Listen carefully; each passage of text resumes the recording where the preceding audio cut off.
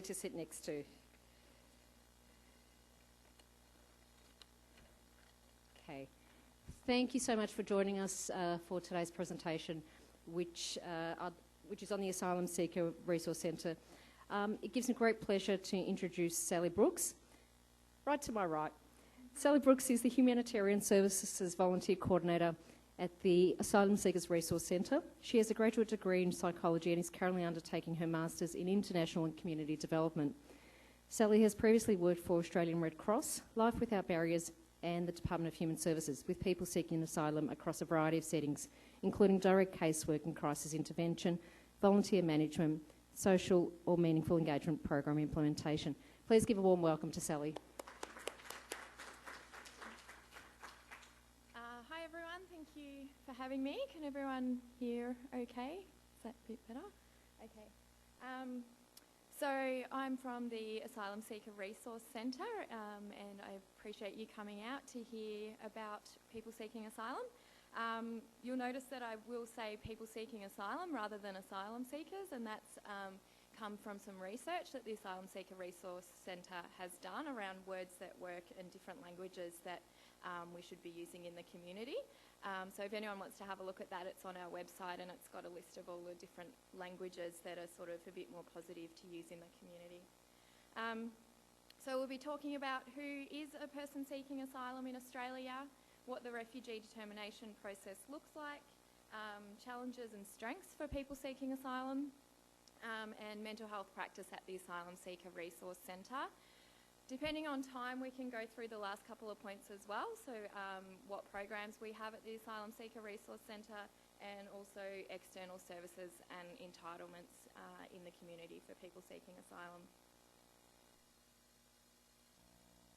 So Australia signed the UN Convention in 1954, and that meant that we are obligated to provide a place of safety to people seeking asylum. So to be a person seeking asylum in Australia, you need to be outside your home country, you need to be fleeing from persecution.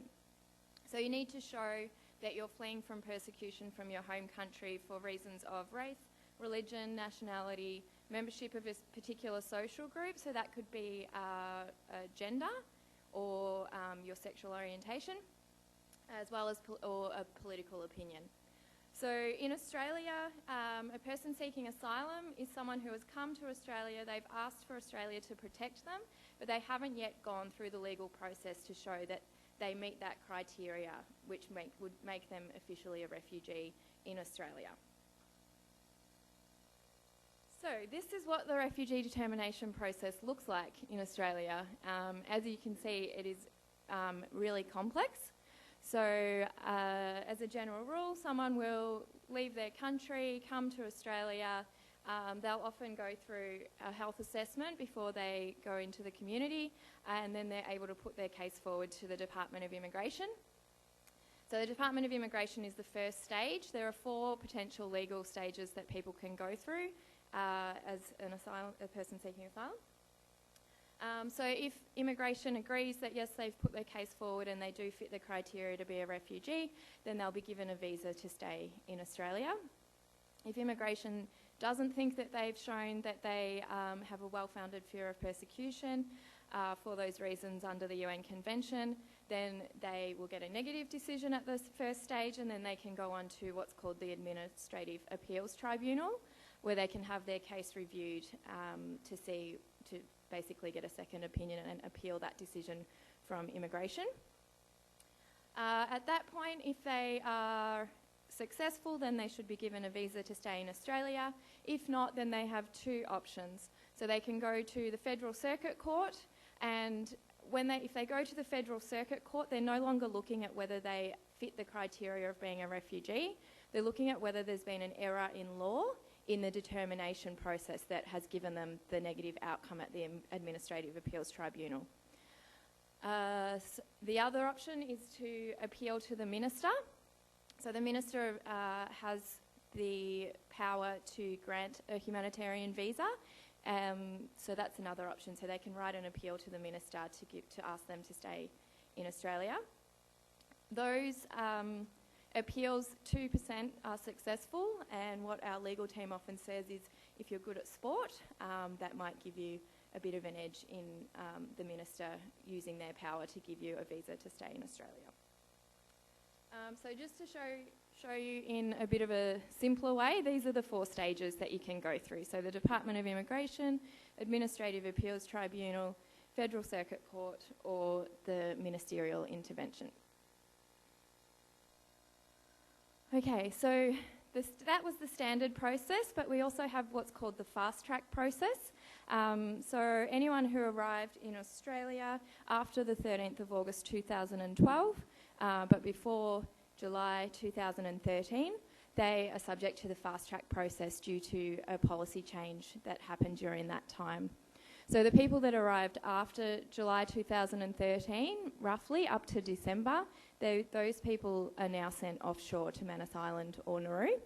And the people that arrived within that time frame, they are now invited to apply. So they've been waiting about 3 or 4 years in the community, waiting for Australia to tell them what process to go through to show that they are a refugee. Up until the last year, they haven't been able to put in an application to show that they're a refugee. So they've been living in the community waiting for the government to give them that option. So this time last year, Immigration started inviting people to apply, those people that were in that group, and they are able to apply for a temporary protection visa or a safe haven enterprise visa. So they're not offered permanent protection, and that's under the no advantage policy. So basically it's what everybody would have heard, where people that come by boat to Australia will not be given permanent protection in Australia. So they also are not able to apply to sponsor their families to come over on either of these visas.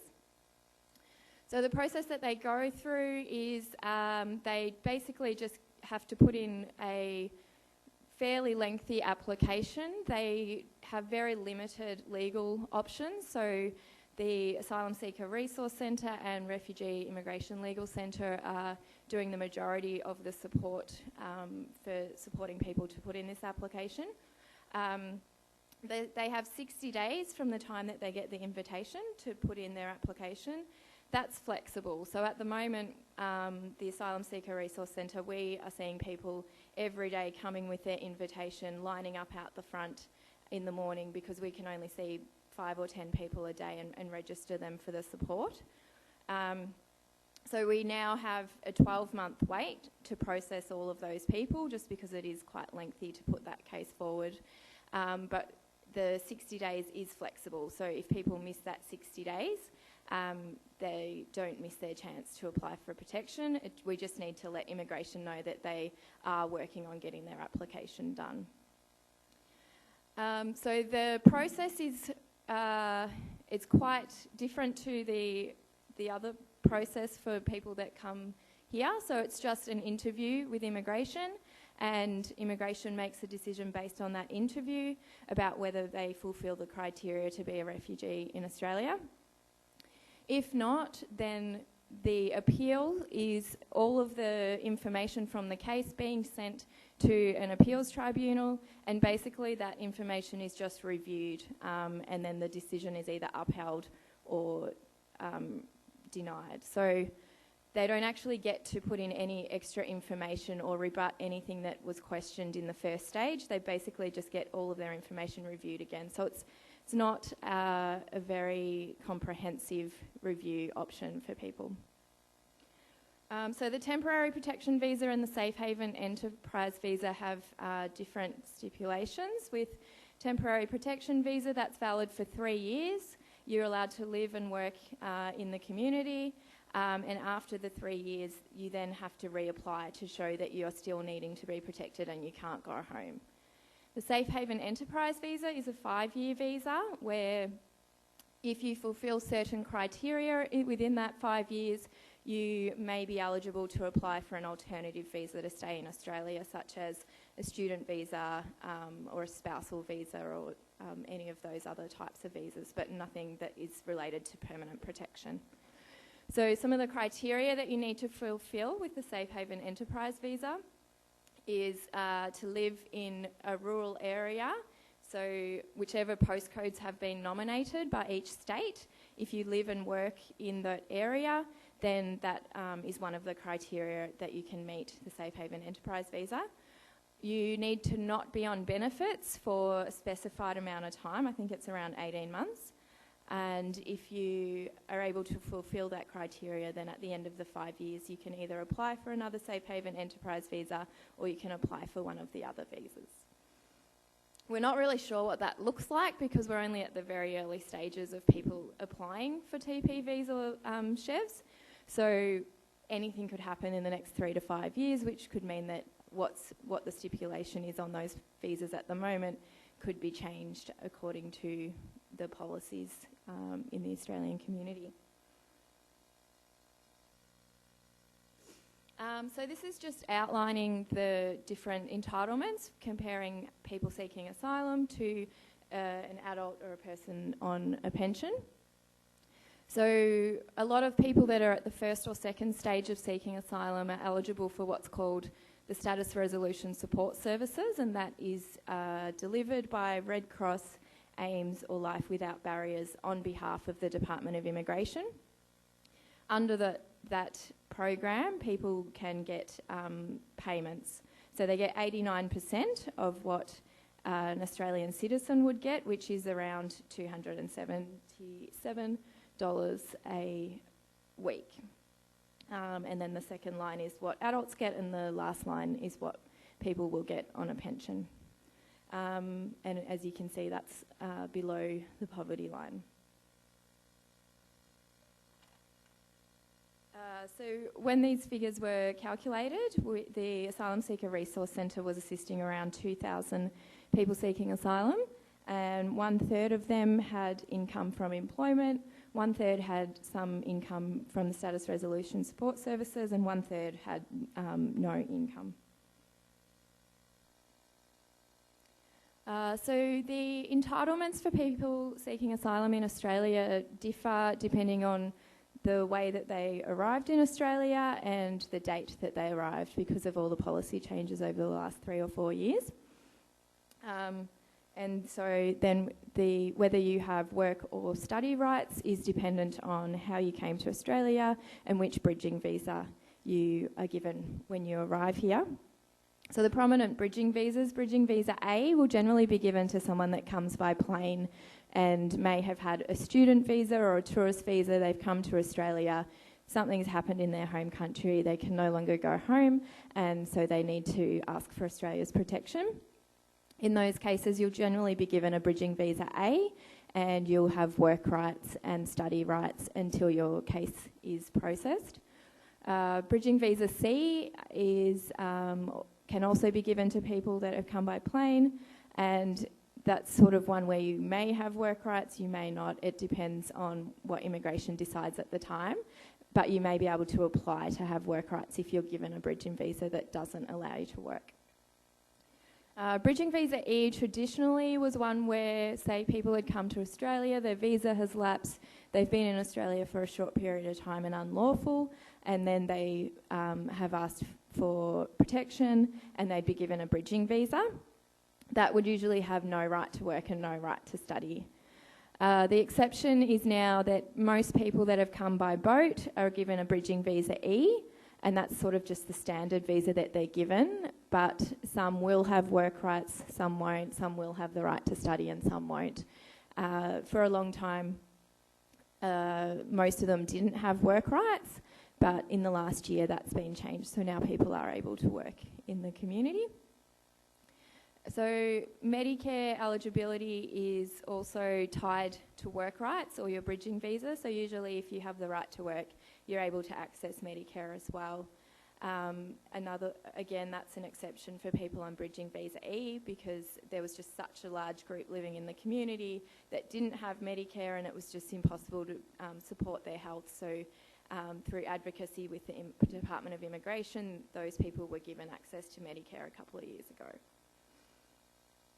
In terms of health, so ambulance in Victoria is free if you are a person seeking asylum and you're not receiving that Status Resolution Support Services program. If you are receiving that program, then you have a small amount of income, and Ambulance Victoria expects you to get a membership. It's around $35 a year, so I think that's quite reasonable. If someone does get an ambulance fee, that's $2,000 or $3,000, and they are on the Status Resolution Support program, we can write to Ambulance Victoria and ask them to waive that fee, but we need to show that the person has since got an ambulance membership. Some people just aren't aware that there is that option to get an ambulance membership. So that's something that the Red Cross Aims and Life Without Barriers support people to arrange. If they're not on Status Resolution Support Services, they are eligible for healthcare in the public system. So all people seeking asylum are able to access emergency departments and public hospitals.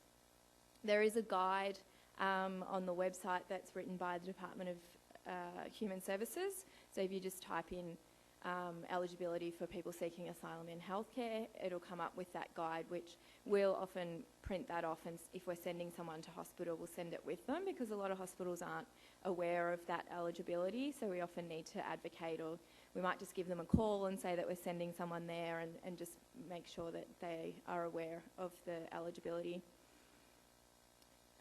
They do need to be able to show that they are a person seeking asylum, so if they have like a summary of their visa or application, or most people now have what's called an IMI card, which is an identification card which shows that they are a person seeking asylum. People with Medicare can access the same as everyone, so they can go to a GP, they can get a mental health care plan, they can go to community health centres.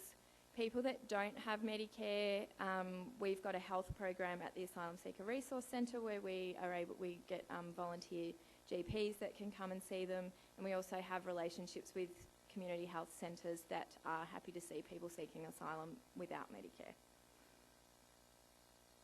In terms of housing, people are entitled to similar to the entitlements of Australian citizens, so they can access the Housing Establishment Fund, which is referred to as HEF. That's some funding that the state and federal government has put into housing access centres, where they're able to support people with rental arrears or crisis housing, and it's a discretionary payment and it's one-off. So it can be hard for people seeking asylum to get access to those funds, because sometimes they don't have any income, and so it's not clear that by giving them that payment, that's going to make their housing sustainable, so it can be quite difficult. We also have what's called NASA Vic HEF, which is the agencies for people seeking asylum. It's a group of agencies that have a pool of money that is similar to the Housing Establishment Fund, but they control who it's given to. So the ASRC, we get around $30,000 a year from that fund.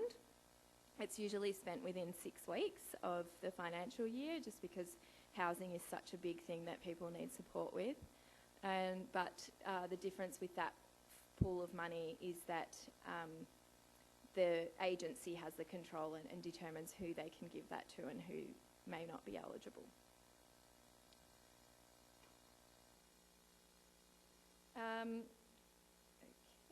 So there are a lot of issues that we see people seeking asylum facing. So obviously they've come from a background where they may have experienced torture or trauma. So there are a lot of complex mental health issues happening. They've been subject to extended waiting periods in the community. So just waiting to have their case processed. They've been away from their family for a long time. There's isolation. We have a lot of suicidal ideation and people talking about self-harm. Language and cultural issues, limited access to food, limited access to material aid. Housing, as I mentioned, is a really big issue, and limited finances. So there's a whole array of issues that can make it quite complex for people seeking asylum. But it is also really important to note that I'm generally talking about people that we see within client services, which is a small cohort of people that It's just a difficult stage of their life for them. So it doesn't define them, and it's not everyone that is seeking asylum in Australia that might be experiencing those issues. In my experience working with people seeking asylum, I find that they're very incredibly resilient and resourceful, and just really happy to be in a safe country, wanting to contribute to the community. We have a few people that have come from an asylum seeker background that are now working at the ASRC and or volunteering and creating community programs to support other people that are coming to Australia. So I just think it's important to make that distinction.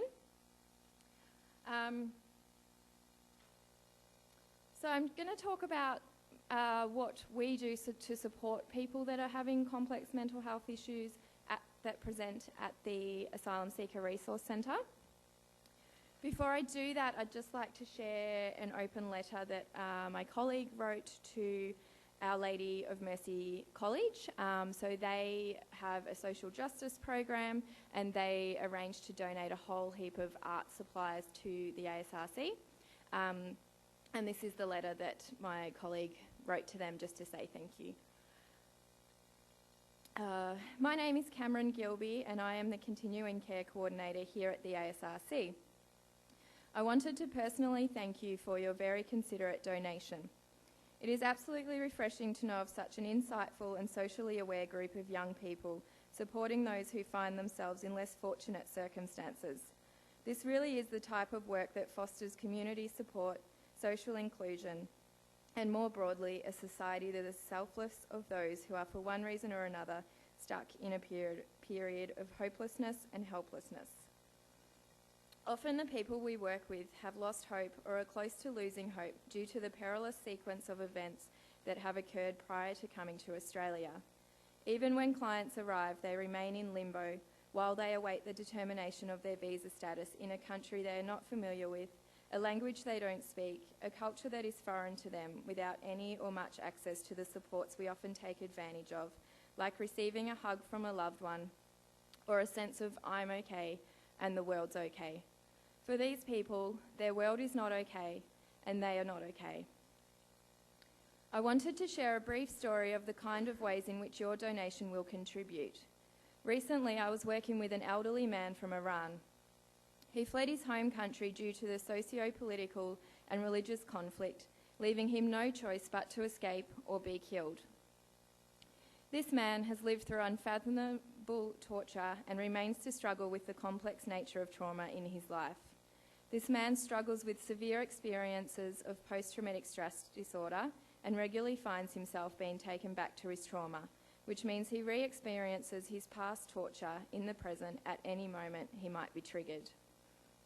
We had a counselling session where I was teaching him how to start to learn how to regulate himself and become more equipped and resourced in moments where he feels stuck in a panic. We spent 1.5 hours learning about how stress or trauma lives inside of us as an implicit memory in our body. Towards the end of the session, we began talking about mindfulness and the power of art therapy. As we began exploring what this meant, he began to be interested in some of the concepts of art therapy and began reciting some ancient Persian poetry. As he began to recite the poetry, he was flooded with nurturing memories of his mother and life as a child when he was happy and safe in the world. He began to cry and told me that he had not thought of his mother for a very long time, as he had been distracted by his own mental health and negative experiences of trauma. After spending some time sharing these precious memories with me, he told me that thinking about his mother was a gift which he could access at any time. This was something sacred to him that allowed him to self-soothe and reach a state of, I'm okay and the world is okay. Something profoundly cultivating that I was honoured to share with him. I asked if he would be interested in being given some art supplies and stationery, which had been provided by you all. I explained a little about the social justice program and expressed they were donated specifically for people such as him. He began to cry in astonishment at the incredibly lovely gesture from you. I provided him with some stationery and other art supplies to write poetry and practice mindful colouring after our session was over.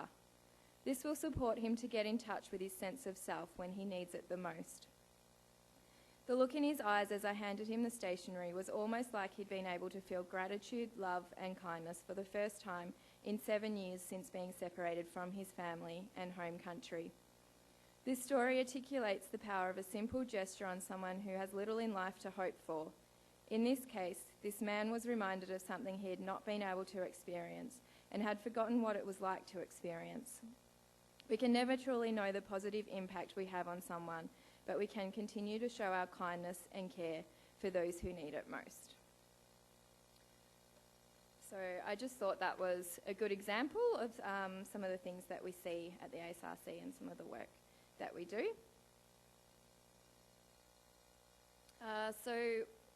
People that we support that may have mental health issues at the ASRC, a lot of them may have experienced some form of torture or trauma or grief or loss. So they may be hyper-aroused, so they may be a bit frantic with an increased heart rate, increased breathing, or they might be hypo-aroused, so they're a bit sullen, withdrawn, disconnected. The sense of I'm not okay and the world is not okay is a common thing that we see. There can be numbness, disconnection, suicidal ideation. When I was working as a caseworker, I found that the period of uncertainty was very difficult for people. So a lot of people would say that they just want their visa. Their visa is just going to make everything better. And whilst we can see how that would benefit people, we know that even once people are given permanent protection in Australia, they still have adjustment and struggles that they need to work through from their past trauma. And other people, so after they'd been in the community for 2 or 3 years, still not being given the option to apply and put their case forward over the last 3 or 4 years, people even moved from just wanting their visa to saying that they actually just want an answer, yes or no, because that period of uncertainty is what is really hard, not being able to plan for your future, not knowing what's going to happen. So often I would have people say to me, if Australia doesn't want me to stay here, I just want to know. So that period of being in limbo is really difficult. Another thing that I noticed, I guess, mental health as a concept is different in different cultures. So a common thing that people would say to me is tension. Tension is the word that sort of translates, particularly in the Afghan culture. So that's what I would often hear. A lot of people at the ASRC are in the later stages of the legal process, which means that the hope is getting diminished. It's been really lengthy periods that they've been away from their family, and they maybe are starting to have to think about leaving Australia because their options are getting limited in terms of the legal process. So it is a hard space to work in. There is a lot of sense of helplessness and hopelessness. So the practice models that we use, that we draw from a number of trauma-informed models. We also have a risk assessment template where we will sit with people and go through sort of what's worked for them, what supports they think they need in place, particularly in relation to suicide. So what can we do to help them keep safe and help them to get through this period that they're going through. We have the Pathways for Assisting Life. That's also a model for immediately addressing suicidal ideation, and it's very similar to the Assist program that Living Works run. And then we also have what's called the SHERP, so Safety, Hope, Empowerment, Relationships and Purpose. So the SHERP and the Trauma Triangle are both models that we use for people that are working directly with people seeking asylum. So our caseworkers, practitioners, counsellors, we ask them to sort of keep this model in the forefront of their minds. So I'll go through each of them in a moment. So things that we need to consider, people are not in a safe place where they can start to work through their trauma. They are still in a place of uncertainty and not particularly feeling safe. So a lot of the work that we do is focusing on containment, so being able to regulate the body processes and work with the stress that they're feeling. So bringing people back to what they know and what they've used in the past, so making them think about other times when they've been in a stressful situation, what has got them through, and what of those times can we sort of use now and transfer over to get them through the difficult phase they're going through now. Helping people to connect to internal supports that they may have forgotten about, and also looking at the window of tolerance, which is a term coined by Dr. Dan Siegel, and it's about the brain physiology reaction responses to and trauma-informed treatment. So trying to keep people within their window of tolerance so that they can manage their stress. So some of the trauma-informed models that we draw from are Janina Fisher. She has a model on her website which is really easy to find, and she talks about the body responses to trauma. I'm not sure if you can read all of them, so I'll just go through some of the effects that she's listed as the body responses to trauma. Depression, loss of interest, numbing, hypervigilance, little or no memories, nightmares, flashbacks, chronic pain, headaches, panic attacks, substance abuse, eating disorder, feeling unreal or out of the body, a loss of sense of who I am. So there's a whole heap of effects that trauma can have on your body, even if you're not aware of it. We also draw from Babette Rothschild, who is a somatic trauma therapist. So she's looking at how trauma lives within us and helping people to externalise themselves from their trauma. So just looking at that trauma is not the only thing that defines them. There's also narrative therapy, so using people's previous experiences to help them connect with internal supports that they've forgotten, and that's often done just through conversation, so similar to what was brought up in the letter, talking about previous experiences that can help them to cope. So this is a quote from Daniel J. Siegel. I'll just read through it. So our dreams and stories may contain implicit aspects of our lives even without our awareness. In fact, storytelling may be a primary way in which we linguistically communicate to others, as well as to ourselves. The sometimes hidden contents of our implicitly remembering minds. Stories make available perspectives on the emotional themes of our implicit memories that may otherwise be consciously available to us. This may be one reason why journaling, writing, and intimate communication with others, which are so often narrative processes, have such powerful organising effects on the mind. They allow us to modulate our emotions and make sense of the world.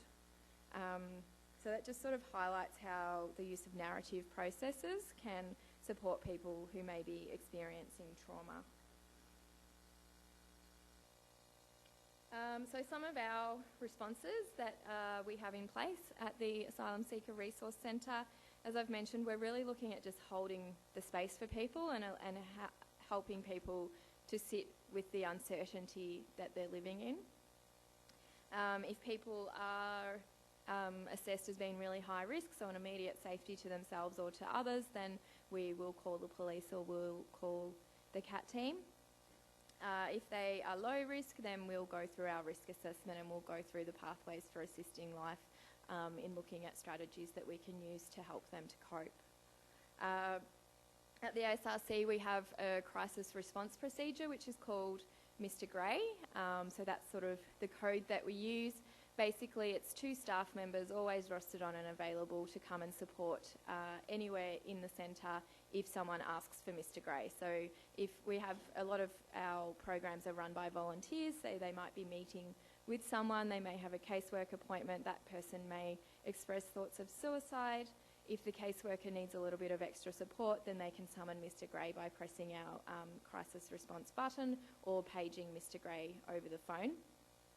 The reason that it's come up with the phrase Mr. Grey, we've been in a number of different centres. We haven't always had that button available, and being people from a background of torture and trauma, we don't want to create any extra stress than we need to. So if we can just if we need help, we can just calmly say to someone next to us, can you please go and get Mr. Grey?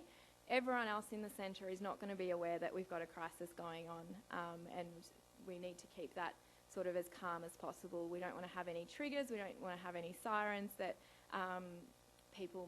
might trigger past trauma for people. Similar, if we get authorities to come, we try to be discreet around that, because a lot of people may have had negative experiences with authorities in their home country, so we'll try to limit the exposure to the whole centre if we're getting the police to come or if we're getting an ambulance, just because we don't know what other people's experiences have been, and we don't want to trigger other people if we've got one crisis happening. In terms of mental health access, so if people have Medicare, they can access a GP mental health care plan, get those 6 sessions that everyone in Australia can get, and they're also able to access the public health, mental health sort of psychiatrists, psych hospitals. Sorry.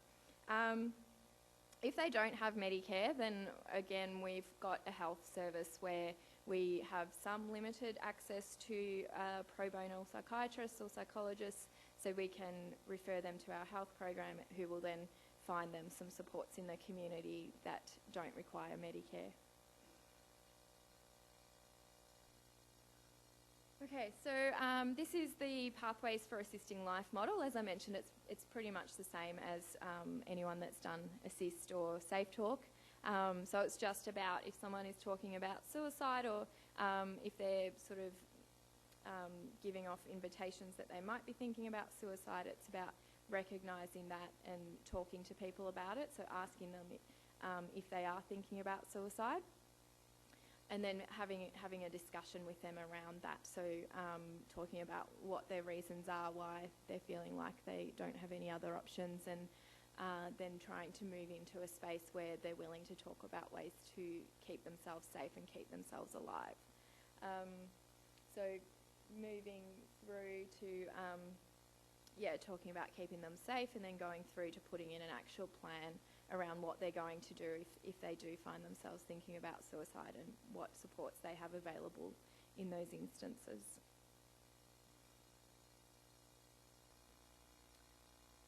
So the SHIRT model, this one is what we use. So we train people that are working directly with people seeking asylum, just to keep this model in the forefront of their mind. It's drawn from Gestalt therapy, and it should be incorporated into interactions that people are having with their clients or members. So there's the 5 words, so safety, hope, empowerment, relationships and purpose, and all of them interact within each other. So sort of looking at where people are sitting within this model. So in terms of safety, how are they able to stay safe? Do they feel believed with their experiences when they're talking about their experiences? And then we also have the risk assessment that we arrange in conjunction with them. Hope. This one's really hard because a lot of people have very little hope when they get to the Asylum Seeker Resource Centre and are getting support.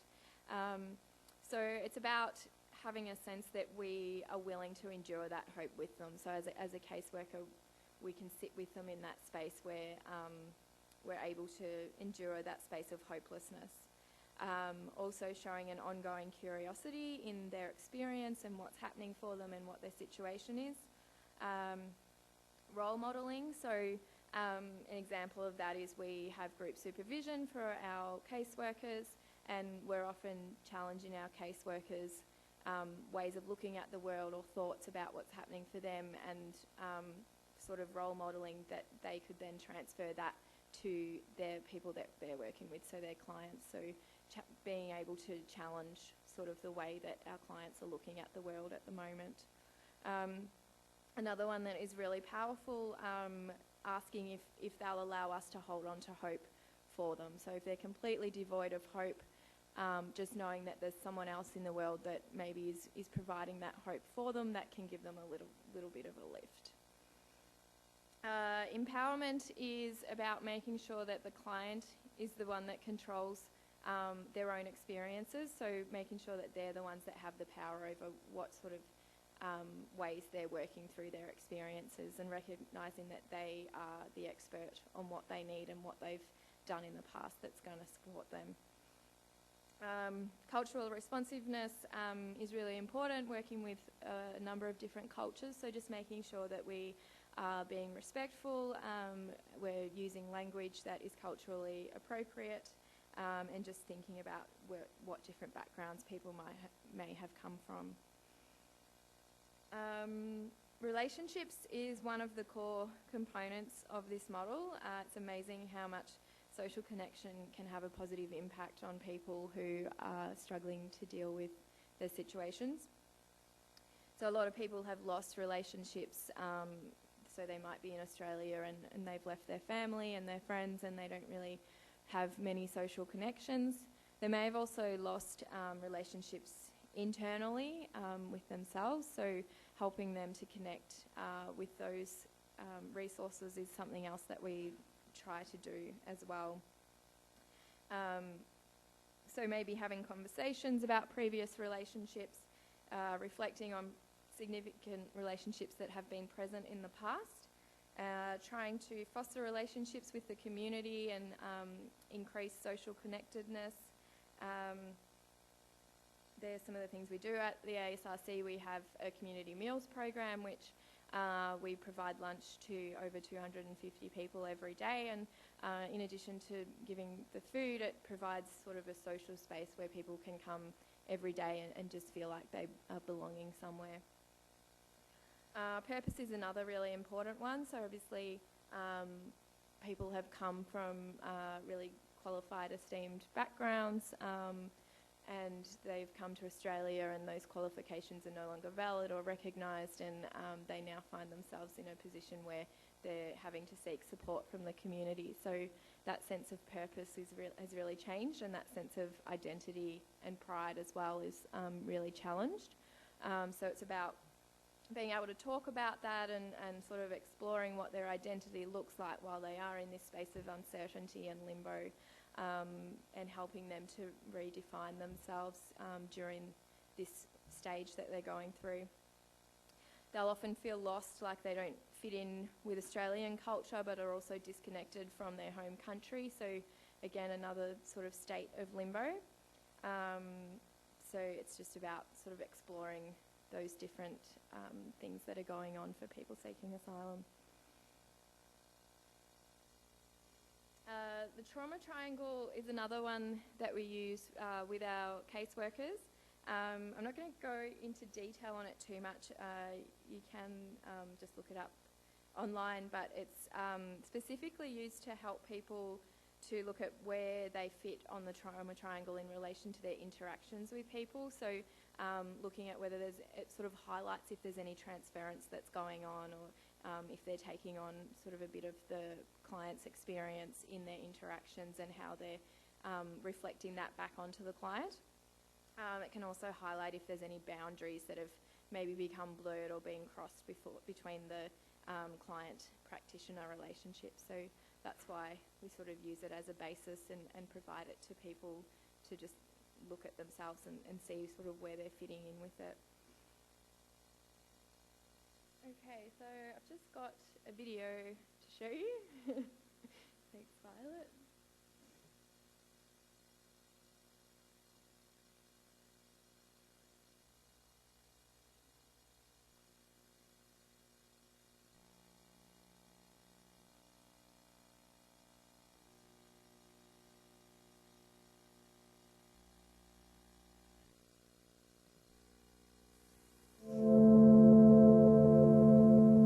There is a common saying that our eyes are the windows to our soul. For many of us, our eyes hold the power to bear silent witness and speak for our stories untold. My father died during the war when the rebel attacked, so we ran away. They captured us, so they gave him loads to carry. My dad, he's a little bit old, and he gets tired. When he said, "I'm tired," so the rebel don't want to hear that I'm tired. When he said, "I'm tired," they said, "Put him to sleep." It means kill him. So from there, they killed my dad in front of me, my sister and my mom. And that was the hardest side to see, how he died, you know. And from there, my struggle starts from there.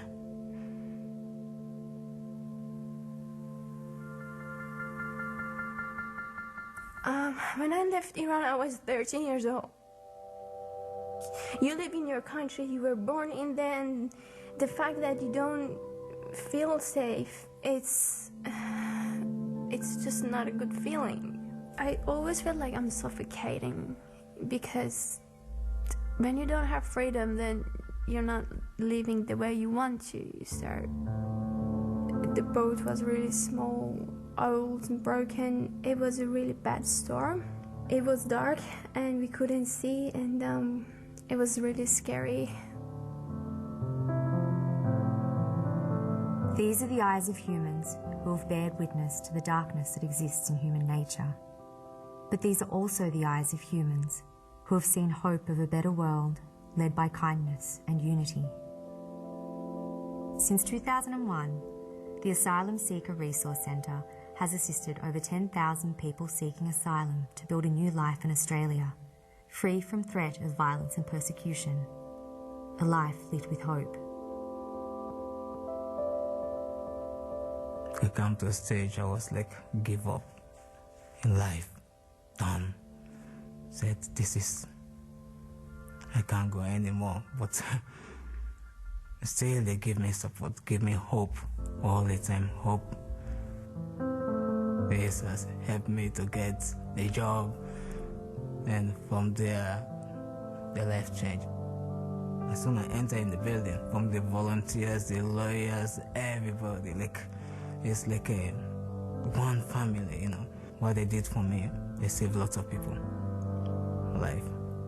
I don't have the word to thank them.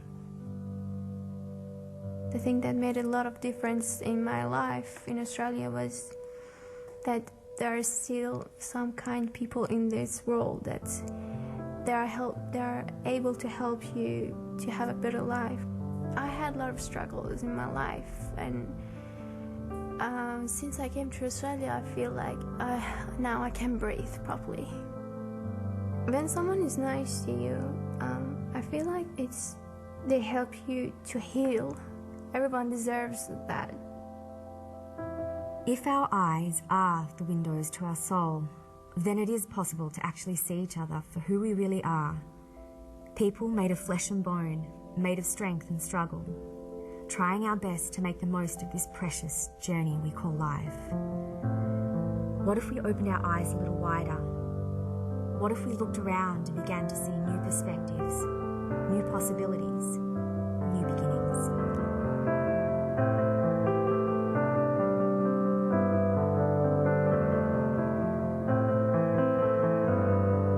I get really excited when someone's nice to me. It's a good feeling. Yeah.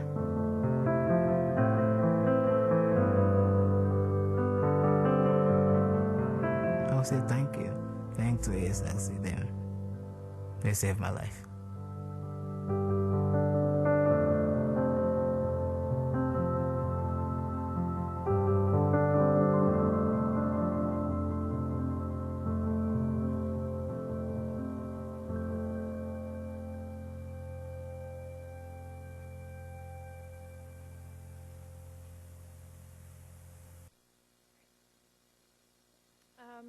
Okay, so I think we've got about 10 or 15 minutes, so I'm just going to finish off just going through what different programs we have at the Asylum Seeker Resource Centre and what the eligibilities are.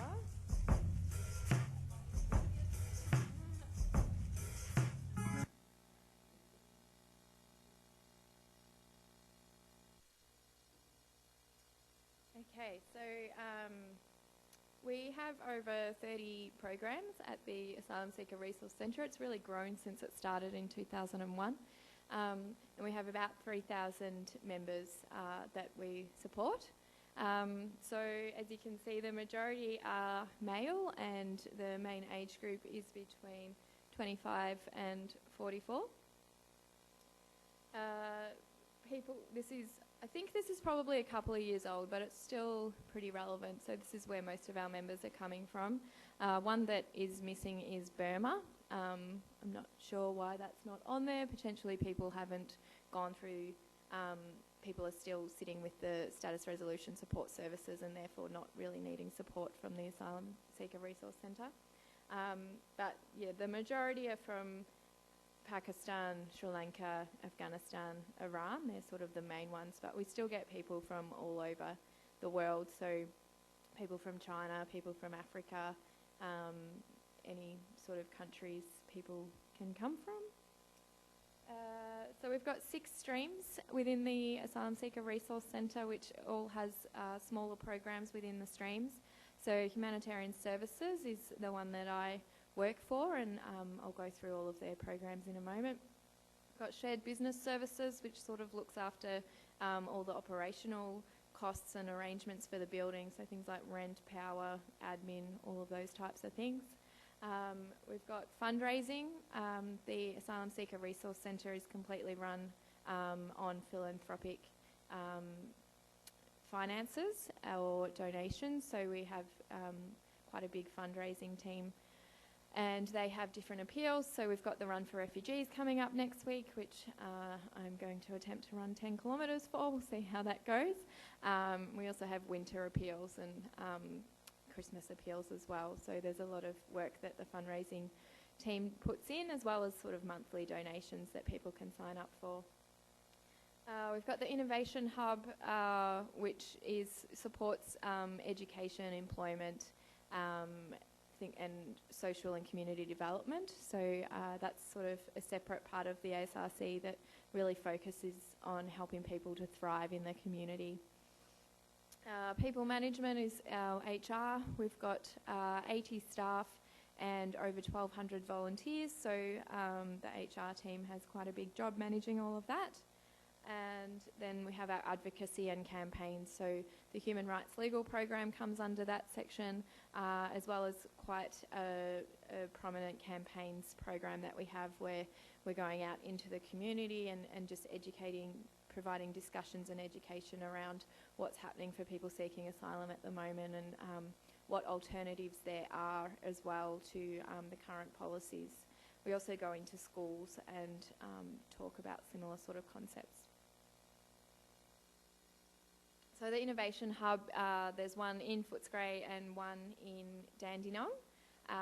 So we have what's called our social enterprise program. So we've got a catering business and a cleaning business which employs people seeking asylum, and also at times makes a profit which comes back to the ASRC and allows us to put more money into the community.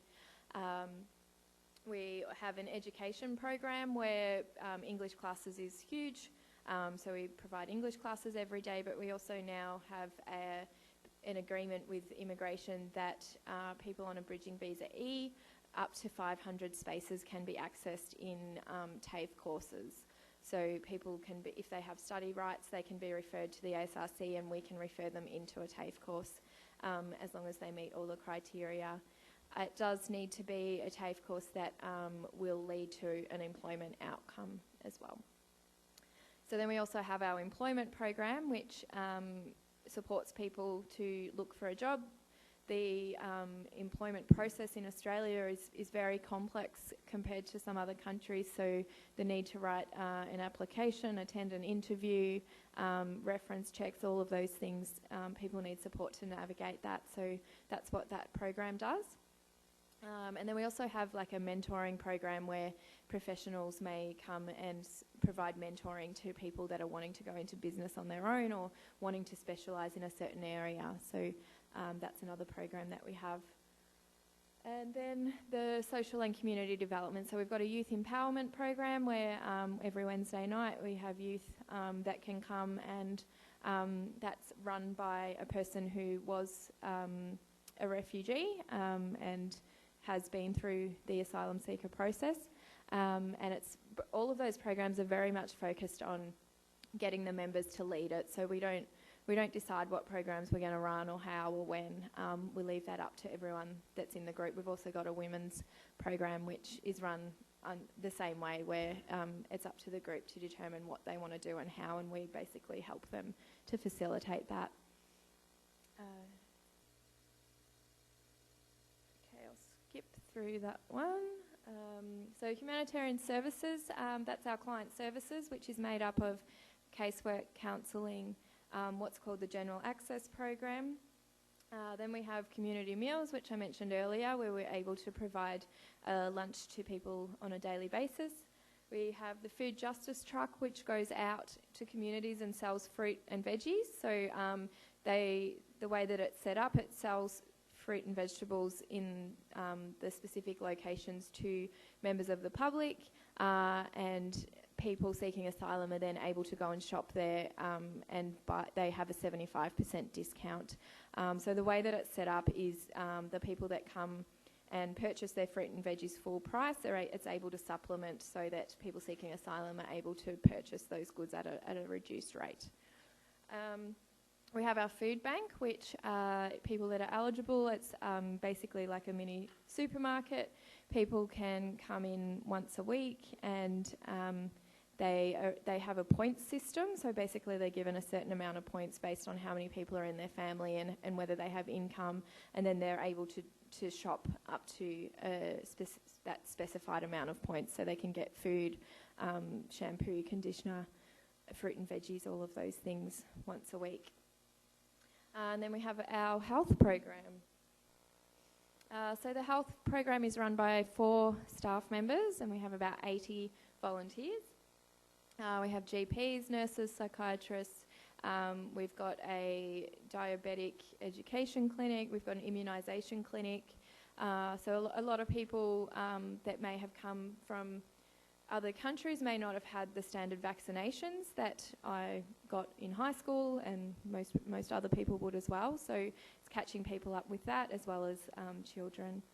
And we also do a lot of health promotion and advocacy, and have some partnerships with community organisations that we're able to refer people to get access to healthcare.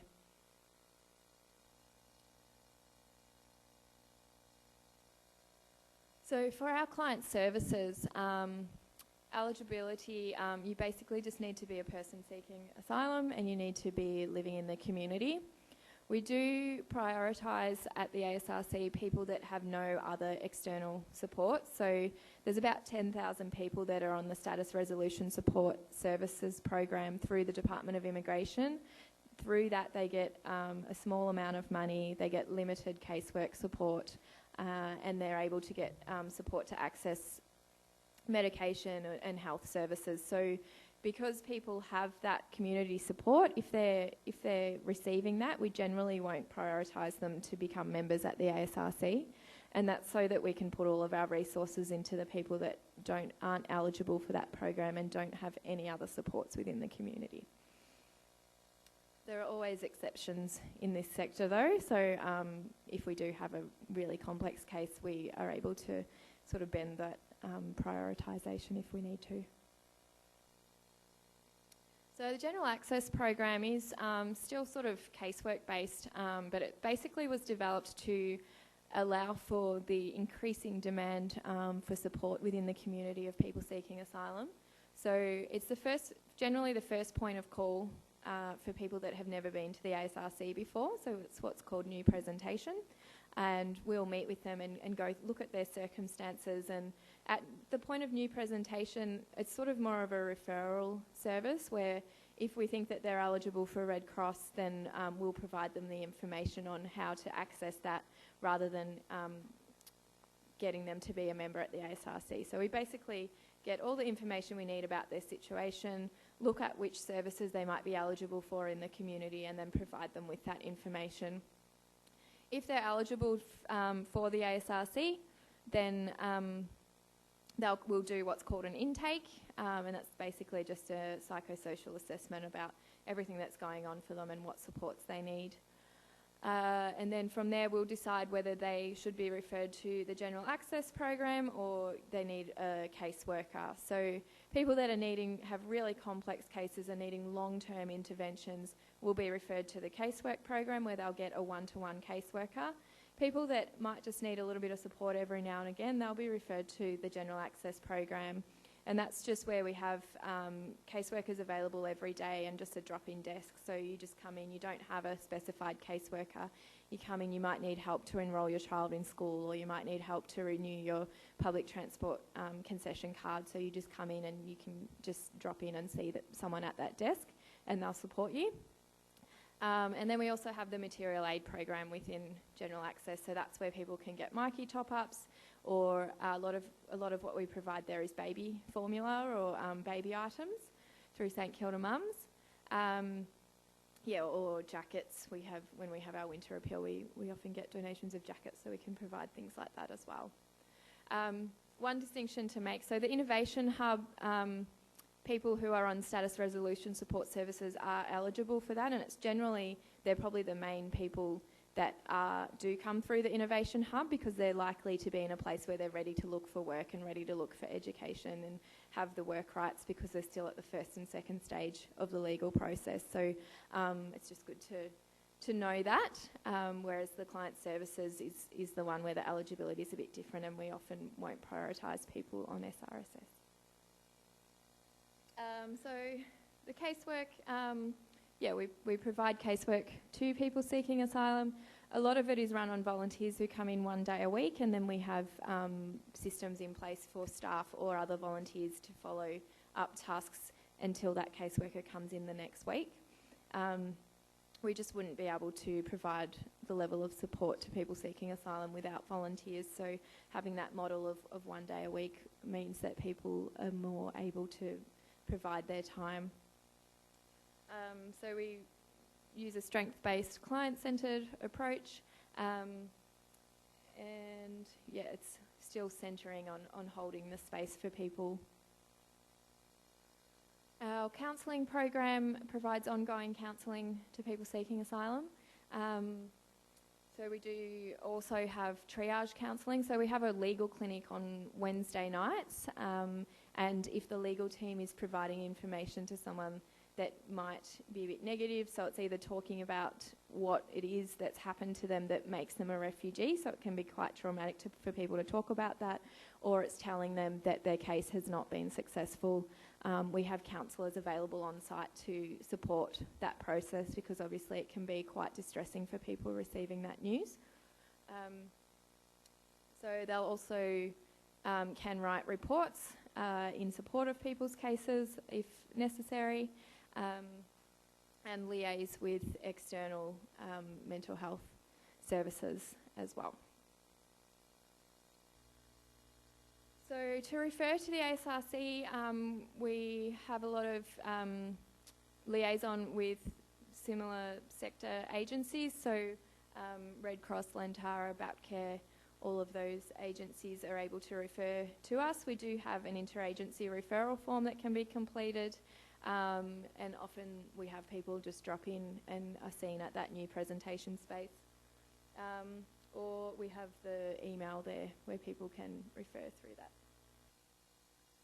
And these are the contacts. So we also are currently holding a targeted recruitment evening for people who might have skills in the welfare sector. So I've just got a couple of flyers about that. If anyone's interested or knows anyone that would like to volunteer in our client services program, just feel free to tell them to sign up and send them along. That's everything from me. Thank you very much. Yeah, you guys get to talk now.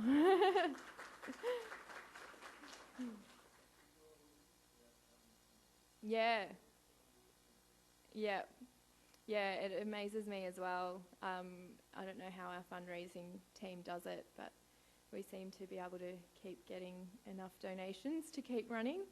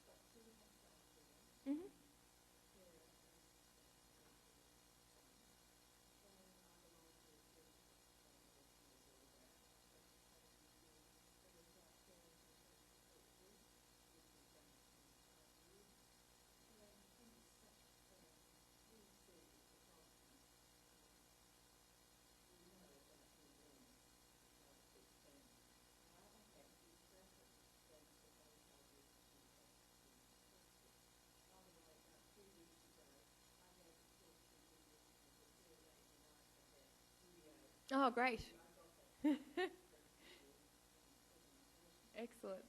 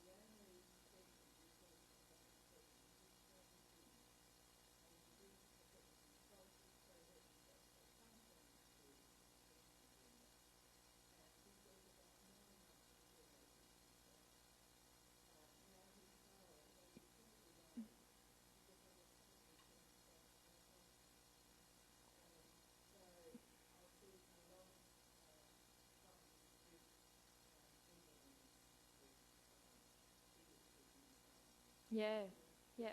No, thank you, Judy. That's a really good point, specifically in detention. That adds to that where I was talking about that sense of uncertainty and limbo, as you mentioned, being in detention for an undetermined period of time, and same with the people on Manus Island and Nauru, just has harrowing effects on people's mental health and makes it really hard to work to support them, for sure.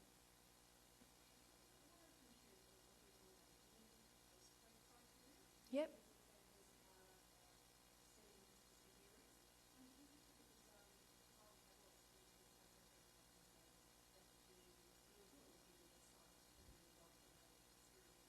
Mhm.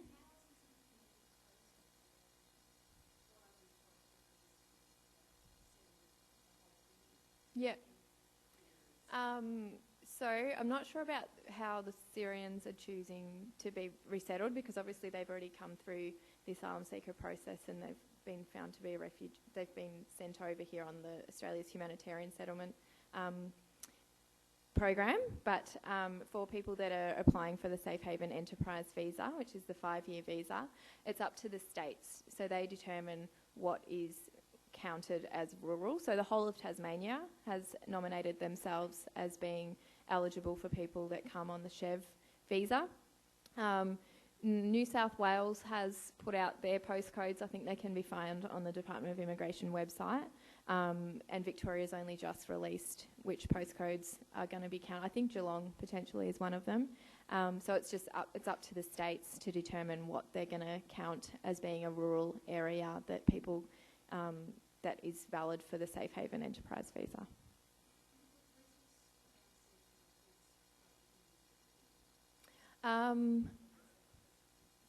Yeah.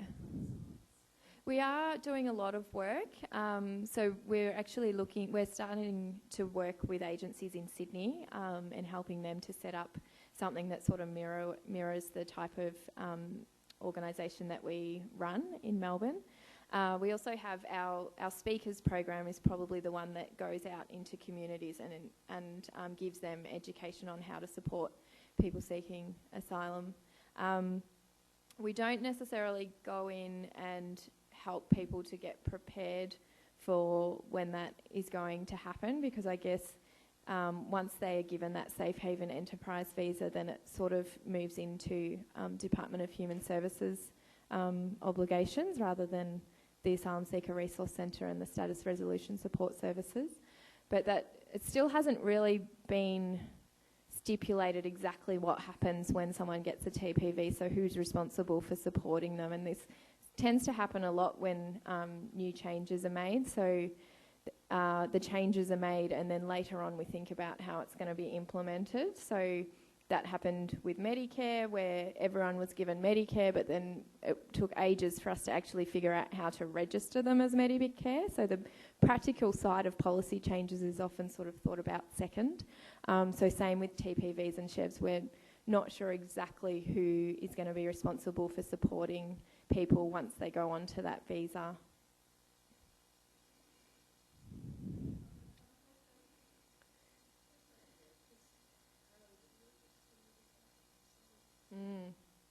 Yep.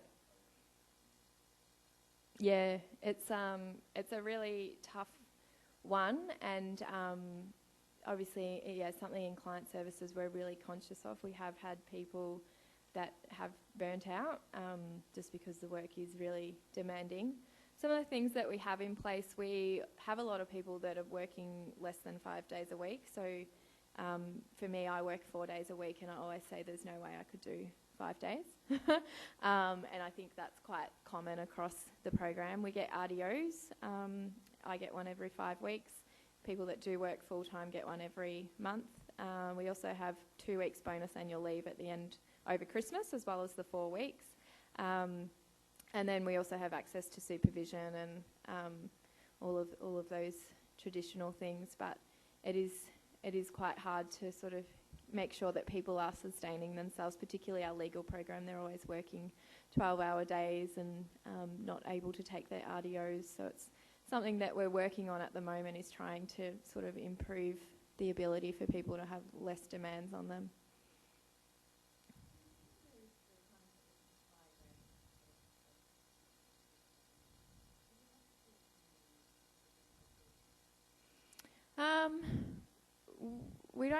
We probably don't work. We get the same sort of support as what, yeah. So otherwise we don't get a heap of other sort of liaison or supports. Like, we still liaise with the mental health system, but obviously that's really stretched as well. So the limitations are the same for our organisation, which is why I think the organisation has created the counselling program and the health program, because it was basically all based on what was needed or trying to fill the gaps that other services are just unable to support just for those, because of the stretched resources.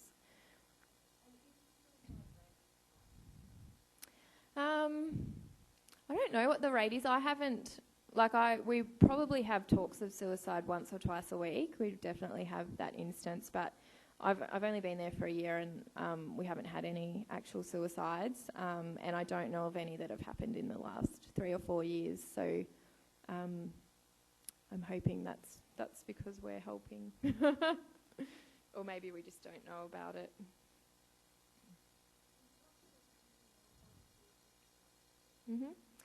So in the client services program, we look for people that have either completed their qualifications or they're studying and they've done at least a placement related to case management. And then we have 3 specific client services training sessions, and then we also get people to do 3 shadow shifts as well. And then we'll slowly get them to build up their caseload, and we have a staff member rostered on every day that also provides supervision to help them to sort of ease into the role. And then we have the ongoing group supervision, and we have ongoing what's called refresher training. So we'll have, say, topic on repatriation, or we'll get IOM to come out and talk about what they can offer people if they're thinking about going home.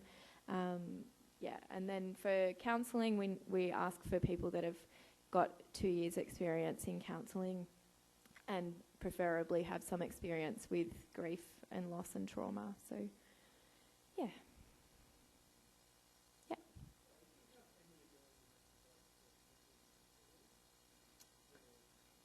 Yeah.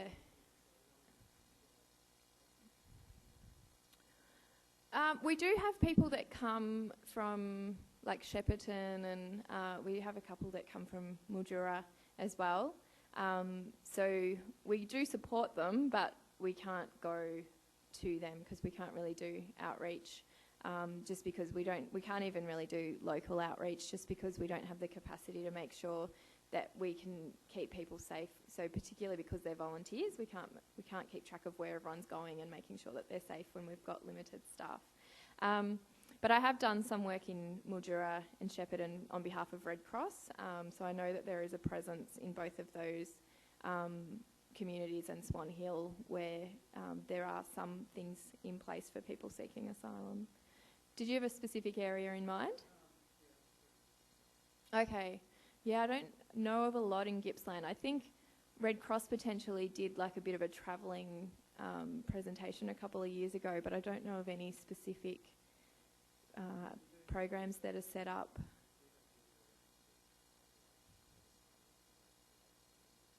Yeah.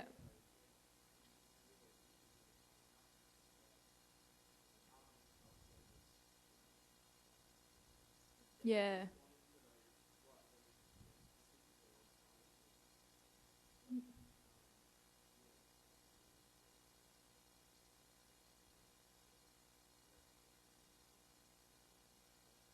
Yeah, if they were eligible for status resolution support services, I would direct them to sort of drop into Red Cross or Aims of Life Without Barriers. There's all of them are located in Dandenong, so I don't know if that's a little bit closer. But I have noticed that the sector will sort of make arrangements when they see a need. So as I mentioned, we didn't used to have people visiting Mildura when I worked at Red Cross, but that was something that we implemented because we noticed that there was a need for it, and we went up and did speak to communities about the work that we do and what people are eligible for, and met people that were on our program face to face. So I would think that if the sector became aware that there was a growing sort of need for support in Traralgon, then they would be willing to look at how that can be achieved. Yeah, so potentially it's just about... Yeah.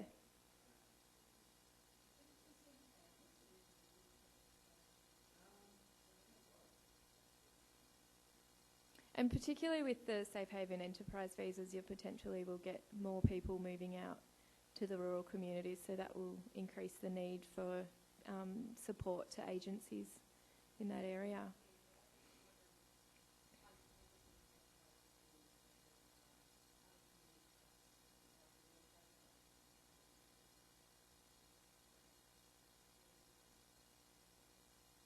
Yeah, I'd probably get in touch with one of the 3 agencies that I mentioned, because they'd be able to provide a lot of information about how to enrol people seeking asylum in schools and all of that information, which also it can get a bit complex and requires advocacy and what they're eligible for and things like that. So yeah, I'm sure they'd be willing to help with that. But again, it's dependent on whether they have a what's counted as a permanent visa or whether it's they're still at the stage of being assessed.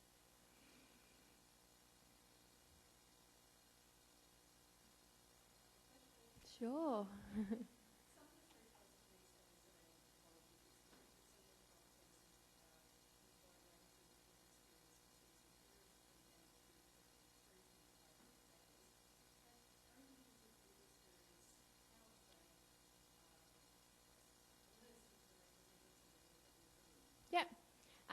So that's something that we hold very dear as well.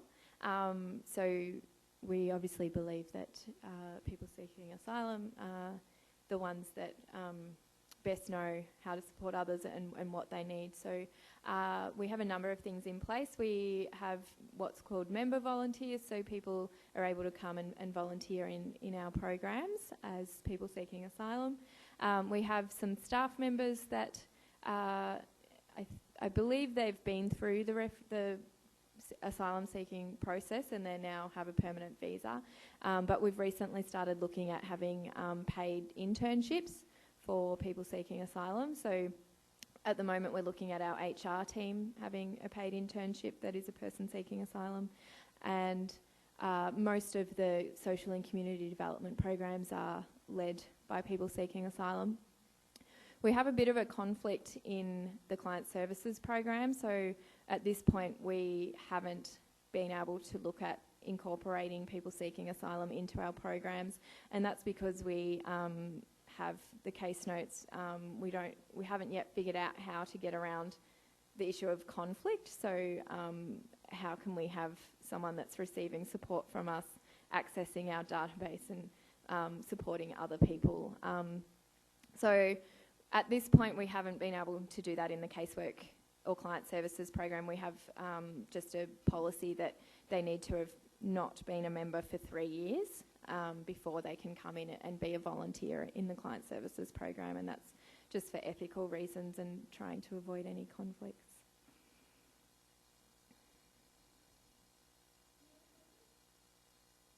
Oh.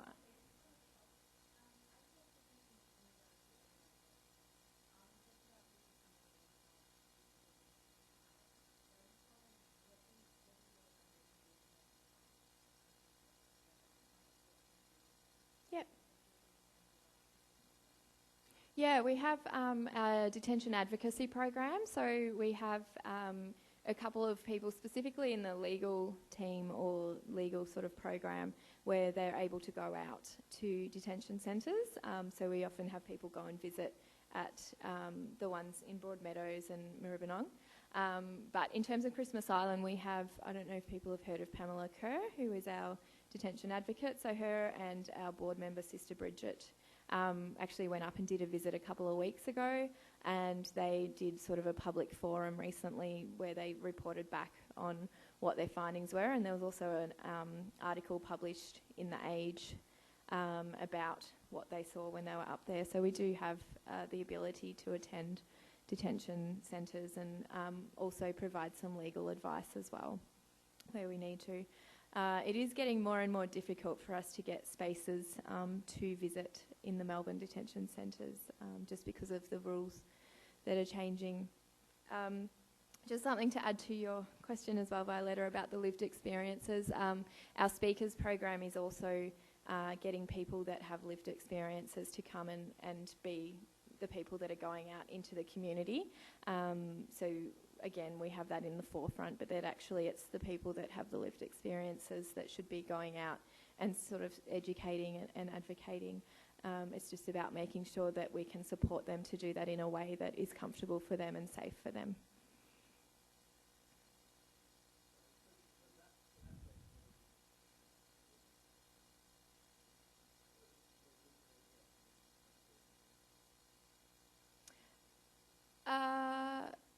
Yes, I believe, yeah, because they're not employees, so they're not employees of anyone that's affiliated with the detention centre, so that's how I believe they get around that Border Force Act.